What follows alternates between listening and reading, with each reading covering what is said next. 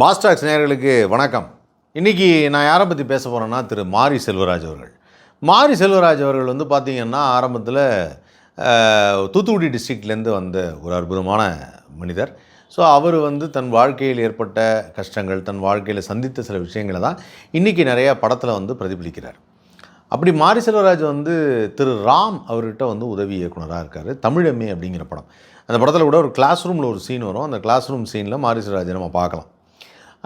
அதுக்கப்புறம் வந்து பார்த்திங்கன்னா தரமணி அப்படிங்கிற அவரோட படம், தங்க மீன்கள் அப்படிங்கிற படம், இந்த படத்துலலாம் ஒரு உதவி இயக்குனராக இருந்திருக்கார். முதல் படம் வந்து பரியேறும் பெருமாள் அப்படின்னு ஒரு படம் எடுக்கிறார். இந்த பரியேறும் பெருமாள் படத்தில் வந்து எக்ஸாக்டாக வந்து அந்த சாதிய பிரச்சனை, ஒரு ஒடுக்கப்பட்ட சமுதாயத்தில் இருக்கக்கூடிய ஒரு பையன், அந்த வக்கீலாக வரக்கூடிய ஒரு பையன், அவன் படிக்கிறான். படிச்சுட்டு அவனுடைய வாழ்க்கையில் என்ன நடக்குது அப்படிங்கிறது. அப்போது அவனுக்கும் ஒரு பொண்ணுக்கும் ஏற்படுற அந்த தொடர்பு, அந்த பொண்ணு ஒரு மேல் சாதியை சேர்ந்த ஒரு பொண்ணு, அப்போ அந்த பொண்ணுடைய அப்பா எப்படி ட்ரீட் பண்ணுறாப்புல அப்படிங்கிற மாதிரியான ஒரு விஷயத்தை படத்தில் அவ்வளோ அழகாக கதையில், திரைக்கதையில் மக்கள் மனசில் அப்படி ஒரு இடத்த பிடித்தார் திரு மாரி செல்வராஜ். அந்த படம் பார்க்கும்போது நிறைய பேர் கண் கலங்கிடும். அதில் குறிப்பாக ஒரு சீனில் அந்த ஹீரோவுடைய அப்பா, அவர் வந்து ஒரு தெருக்கூத்து நடத்துகிறவர். தெருக்கூத்து நடத்துகிறவருக்கு ஒரு அவமானம் ஏற்படும். அந்த அவமானம் ஏற்படுற அந்த காட்சி நம்மளெல்லாம் அப்படியே பதற வச்சிடும். அப்படி ஒரு காட்சி அமைப்பு. அப்படி மாரி செல்வராஜ் வந்து காட்சி அமைப்பில் ஒரு தனக்கான முத்திரையை பதித்தார் அப்படின்னு தான் சொன்னோம். முதல் படத்துலேயே பரியேறும் பெருமாள் வந்து ஹிட் ஆனதுக்கப்புறம் வந்து பார்த்திங்கன்னா தனுஷ் அவருடைய நடிப்பில் கர்ணன் அப்படிங்கிற படம். இந்த கர்ணன் படம் வந்து பார்த்திங்கன்னா அதே மாதிரி வந்து ஒரு ரெண்டாவது படம் கர்ணன். ரெண்டாவது படத்தில் கர்ணனில் வந்து அந்த ஃபஸ்ட்டு வந்து அந்த குதிரையில் ஏறி வர்ற மாதிரி அந்த ஒரு பாட்டு ஒன்று இருக்கும். அந்த பாட்டு வந்து கண்டா வர சொல்லுங்கிற பாடல். அது கேட்கும்போது அப்படியே சிலுத்துரும். கிளைமேக்ஸில் ஒரு சில காட்சியில் மாரி செல்வராஜ் தன்னுடைய கோவத்துக்கு டயலாக் வச்சதெல்லாம் ஒரு வரியில், ஒரு வார்த்தையில் வச்சுருப்பார். பெரிய டயலாக் கூட இருக்காது. உன் பேர் என்னன்னு அந்த போலீஸ்காரனை வந்து பார்த்துட்டு, உன் பேர் சொல்லும்போது என் பேரை சொல்ல மாட்டாங்களா அப்படின்னு சொல்லி வெட்டுற ஒரு காட்சி வந்து அப்படியே உலிக்கிறோம். நட்டி தான் அந்த கேரக்டர் ஒன்று பண்ணியிருப்பார். ரொம்ப ரொம்ப அருமையாக இருக்கும். அப்புறம் அந்த பஸ்ஸை உடைக்கிற சீன் ஒன்று இருக்குது இன்டர்வல் பிளாக்கில். அதுக்கப்புறம் வந்து ஒரு குறியீடுகள்னு சொல்கிறாங்க. அந்த கழுதை ஒன்று வந்து அப்படி நிற்கிறதும், அந்த கால் கட்டு போட்டிருக்கோம் அந்த கழுதைக்கு, அந்த கால் கட்டை அவுத்து விட்டோன்னா அந்த கழுதை ஓடி போய் அந்த மலை மேலே போய் நிற்கிறதும், அதே மாதிரி அந்த பொண்ணு வந்து நிற்கிறதும், தங்கச்சி வந்து இறந்து போயிட்டா அப்படின்னு சொல்லி சின்ன வயசில் அப்படிங்கிறதுக்கு அது நிற்கிற அந்த காட்சி வந்து அப்படியே என்ன சொல்கிறதுனா விஷுவலாக இது எப்படி சார் இது வந்து கன்வே பண்ணி மக்கள் புரிஞ்சுக்கிட்டாங்கன்னு ஒன்று இருக்குல்ல, அதுதான் அதோடைய பியூட்டி அப்படின்னே சொல்லலாம். சச் அ கிரேட் டைரக்டர் மாரி செல்வராஜ் அவர்கள். ஸோ மாரி செல்வராஜுடைய அடுத்த படம் எப்படி இருக்க போகுது, எப்படிப்பட்ட படைப்பாக இருக்க போகுது அப்படின்னு பார்க்கும்போது, அடுத்தது வந்து ஒரு படம் எனக்கு தெரிஞ்ச அவர் வந்து விக்ரமோட பையனை வச்சு எடுக்கிறதுக்கு தான் முயற்சி செஞ்சுட்டு இருந்திருக்கிறார். அப்போது துருவ விக்ரம் வச்சு எடுக்கலாம்னு முயற்சி செய்தபோது தான் நடுவில் திடீர்னு ஒரு ஆஃபர் வருது. உதயநிதி ஸ்டாலின் அவர்களும் வடிவேல் அவர்களும் சேர்ந்து நடிக்கிறாங்க ஒரு படம் அப்படின்னு. மாமன்னன் ஒரு படம் எடுக்கிறார். ஒரு அரசியல் கலந்த கதை. அரசியல் கலந்த கதையில் அந்த ஒடுக்கப்பட்ட சமுதாயத்தில் இருந்த அந்த குடும்பத்தை, அந்த மனிதரை எப்படி ட்ரீட் பண்ணுறாங்க அப்படிங்கிறதுக்கு ஃபகத் ஃபாசிலோட நடிப்பு. சில சீனுங்க ஒரு படத்தில் ஒரு சில காட்சி அமைப்புகள் இருக்குல்ல, அந்த காட்சி அமைப்பு வந்து நம்மளை வந்து ஒரு மாதிரி ஆக்கிடும். அப்போது ஃபகத் ஃபாசில் ஒரு சீனில் வந்து உட்காந்துருக்கும்போது வடிவேல் வந்து நிற்கும்போது உட்காருங்கப்பா அப்படின்னு உதயநிதி சொல்கிறாரு. இல்லை தம்பி நீங்கள் உட்காருங்க, அப்பா நம்ம முன்னாடி உட்கார மாட்டார் அப்படிங்கிறாரு. அந்த காட்சி தான் படத்தில் மிகப்பெரிய டேர்னிங் பாயிண்ட். அவருடைய டைரக்ஷன் பற்றி நான் நிறைய சொல்லிகிட்டே போகலாங்க. அதாவது ஒவ்வொரு படத்தையும் வந்து ஒவ்வொரு காட்சியிலையும் ஒவ்வொரு ஸ்டெப்லேயும் ஃப்ரேம்லேயுமே அந்த அழகை காமிச்சிருப்பார், அந்த வலியை காமிச்சிருப்பார். அப்படிப்பட்ட ஒரு மாபெரும் இயக்குனர். ஸோ அப்போது இந்த காட்சி வந்து மக்கள் மனசில் அவ்வளோ ஆழமாக பதியுது. அதே மாதிரி பாடல்கள் அப்படின்னு பார்க்கும்போது ஆரம்பத்திலிருந்தே பரியேறும் பெருமாளில் சந்தோஷ் நாராயணன் மியூசிக்கு, கர்ணன் படத்துக்கு சந்தோஷ் நாராயணன் மியூசிக்கு, அதுக்கப்புறம் வந்து மாமன்னன் பார்த்திங்கன்னா நல்ல ஒரு பயங்கர டிராஸ்டிக் டக்குன்னு ஏஆர் ரஹ்மான் மியூசிக். ஏஆர் ரஹ்மான் மியூசிக்கில் எப்படி இருக்க போகுது, இவருடைய கதைக்கு அவருடைய மியூசிக் எப்படி இருக்க போகுது, பிரமாதமாக இருந்தது. நெஞ்சமேங்கிற பாடல் வந்து இன்றைக்கும் அதை கேட்கும்போது அப்படி இருக்கும். அப்போ தான் யோசித்தேன், ஒரு டைரக்டருடைய ஆளுமைனா மியூசிக் டைரக்டர் எப்படி இருந்தாலும் தனக்கு உண்டானது என்ன, தனக்கு என்ன தேவை, அது அந்த பாட்டு எப்படி வந்து மக்கள் மனசில் போய் இடம் பிடிக்கணும் அப்படிங்கிறத தெரிஞ்சுக்கிட்டு ஒர்க் பண்ணார் அப்படின்னு தான் சொல்லணும். அப்படிப்பட்ட ஒரு இயக்குனர் மாரி செல்வராஜ். அப்போது மாமன்னன் எடுத்து முடிச்சிட்டாரு. ஸோ மாமன்னன் எடுத்ததுக்கப்புறம் வந்து பார்த்திங்கன்னா திடீர்னு ஒரு நார்மல் சப்ஜெக்ட் ஒன்று எடுக்கிறாரு. பெரிய ஹீரோஸ் யாரும் இல்லை அப்படிங்கிற மாதிரி வாழை அப்படின்னு ஒரு படம். அந்த படம் ஒரு நல்ல கதை. அந்த கதை அது வந்து ஒரு ஒரிஜினல் ஸ்டோரி. ஒரிஜினல் ஸ்டோரின்னா ஒரு இயக்குனர் ஏதோ ஒரு ஒரிஜினல் ஸ்டோரியை பார்த்து எடுத்தார் அப்படின்னு தான் இது வரைக்கும் பார்த்துருக்கோம். தன் வாழ்க்கையில் தன் அக்காவை எப்படி இழந்தோம், அப்போ நான் எப்படி இருந்தேன் அப்படிங்கிறத ஒருத்தர் படமாக எடுத்திருக்காரு. அது வந்து வேறு, அது வந்து ஒரு கிளாசிக். அது வாழை அப்படிங்கிற படம் அவ்வளோ அருமையான ஒரு படம். அந்த படத்துக்கு அடுத்தது இவர் என்ன பண்ண போகிறாரு அப்படின்னு பார்த்தா, அடுத்த படம் வந்து அந்த ஏற்கனவே துருவ விக்ரமோட சேர்ந்து ஒரு படம் பண்ணுறதா இருந்ததில்ல, அந்த படத்தை ஆரம்பிச்சிருக்காரு. ஆரம்பித்து அந்த படத்தை பிரமாணமாக பண்ணுறார். பைசன் காலமாடன் அப்படின்னு சொல்லிட்டு ஒரு படம். ஒரு கேரக்டரைசேஷன் வந்து ஒரு ஹீரோவுக்கு ஒரு கேரக்டரைசேஷன் பண்ணியிருக்காரு, ஹீரோயினுக்கு ஒன்று பண்ணியிருக்காருன்னா அதுலேருந்து ஒரு இன்ச்சு கூட நவரல. அது ரொம்ப கஷ்டம். ஒரு செகண்டு அவன் எழுந்து நின்று அப்படி வந்து நான் அவனை அடிச்சிருவேன் அப்படின்னு நின்னான்னா மொத்தமாக அது ஹீரோயிசமாக மாறிடும்.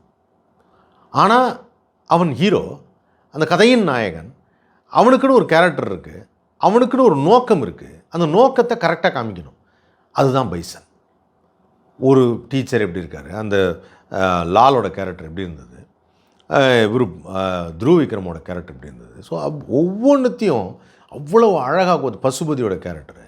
அப்போது அந்த காலமாடன்னு சொல்லக்கூடிய அந்த ஒரு குலசாமி, அந்த குலசாமின்னு சொல்லி அதை எப்படி அவங்க வழிபடுறாங்க, இவனுக்கு அந்த சிம்பிள் எப்படி பிடிக்குது, இவனை வந்து எப்படி ஏன் பைசன்னு சொல்கிறாங்க. இது ஒரு ஒரிஜினல் ஸ்டோரி. ஒரு ஒரிஜினல் கபடி பிளேயரை வச்சு மனத்தி கணேசன் சொல்லிட்டு அவரை வச்சு தான் இந்த படத்தை வந்து உருவாக்கியிருக்காரு. ஆனால் அவ்வளோ அழகாக அற்புதமாக அதை உருவாக்கியிருக்காரு. சரி, இது வந்து ஒரு 5வது படம். 5 படமுமே ஒரு முத்திரை தான். பரியேறும் பெருமாள் சந்தோஷ் நாராயணன் மியூசிக்கு, கர்ணன் ஒரு பெரிய ஹீரோ, பரியேறும் பெருமாள் ஒரு அப்கமிங் ஹீரோ கதிர், அவருடைய ஒரு ட்ராவல், ஒரு நல்ல கதை, பெரிய சக்ஸஸ். அடுத்தது ஒரு எஸ்டாப்ளிஷ்டு பெரிய ஸ்டார் தனுஷோட ஒரு படம், பெரிய சக்ஸஸ் கர்ணன். அதுக்கு அடுத்தது அப்படின்னு பார்க்கும்போது மறுபடியும் வந்து ஒரு கம்பேக் ஆஃப், அதாவது இது வரைக்கும் ஒரு காமெடி நான் பார்த்துருப்பீங்க, வேறு மாதிரி ஒரு தோற்றம் அப்படின்னு வடிவேலும் உதயநிதி ஸ்டாலின் அவர்களும், ஒரு ஆல்ரெடி ஒரு எஸ்டாப்ளிஷ் ஸ்டாரு வடிவேல், 2 பேரை வச்சுட்டு அது ஒரு கதை. சரி, ஓகே, இது ஒரு பக்கம் போகுது அப்படின்னு பார்த்தா மறுபடியும் ஒரு நார்மலாக எந்த ஸ்டாரும் இல்லாமல் ஒரு படம் அப்படின்னா வாழை, ஒரு நல்ல கதை. சரி, வாழை முடிஞ்சது அப்படின்னா அடுத்தது என்ன அப்படின்னு பார்த்தா மறுபடியும் ஒரு எஸ்டாப்ளிஷ்ட் ஸ்டார், எல்லாருக்கும் தெரியும், துருவ விக்ரம தெரியும், அவருடைய முதல் படத்தில் எல்லாருக்கும் பரிச்சயம். அவரை வச்சு ஒரு மாபெரும் ஒரு கமர்ஷியல், அது ஒரு கமர்ஷியல் தான் சொல்லணும். ஏன்னா அந்த கதை, அதை உருவாக்கிய விதம், காமிச்ச துணி, அதெல்லாம் பார்க்கும்போது ஒரு கமர்ஷியல். வாழையில் வந்து கதை சார்ந்திருக்கும். பைசனில் கேமராவும் நல்லா ஒரு கமர்ஷியலாக ஒரு மாதிரி படம் பார்க்குற பிரம்மாண்டமாக இருக்கும்.